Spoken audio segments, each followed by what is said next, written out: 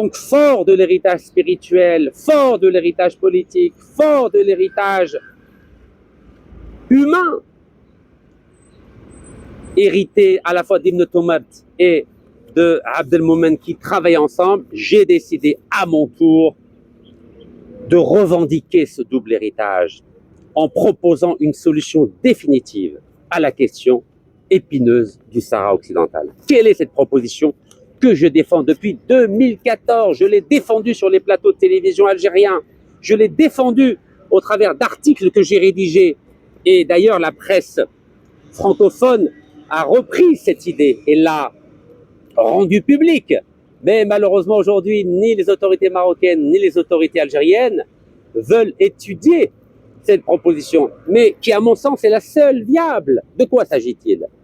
Il s'agit, après un référendum où le peuple sahraoui sera consulté, de proposer que pendant 10 ans, c'est-à-dire une période transitoire de 10 années, le territoire du Sahara occidental, donc qui se trouve au sud du Maroc, au nord de la Mauritanie et à l'ouest de l'Algérie, soit sous la double souveraineté à la fois de l'Algérie et du Maroc.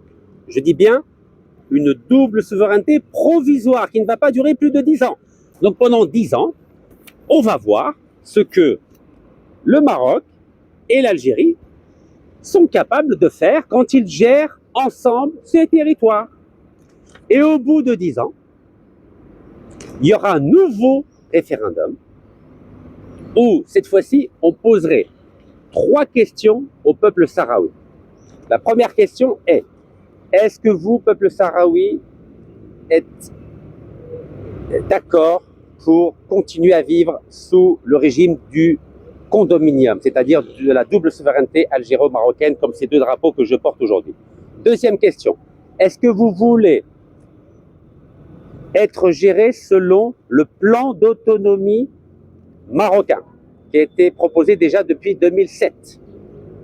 C'est-à-dire, est-ce que vous, Sahraoui, vous voulez être une province autonome dans le cadre de la monarchie marocaine? Enfin, la troisième question qui sera posée aux Sahraouis dans le cadre de ce référendum est la suivante: est-ce que vous, peuple sahraoui, vous voulez l'indépendance?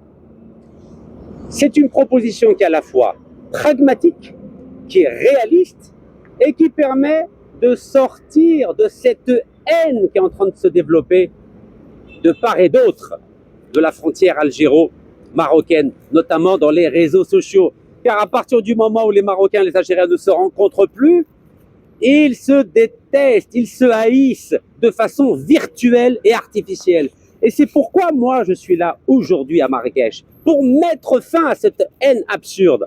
Alors bien sûr, j'ai déjà vu les réactions de mes frères marocains qui me disent: mais comment, Rachid, oses-tu dire que l'Algérie puisse gérer avec le Maroc le Sahara occidental? Le Sahara occidental a toujours fait partie du Maroc.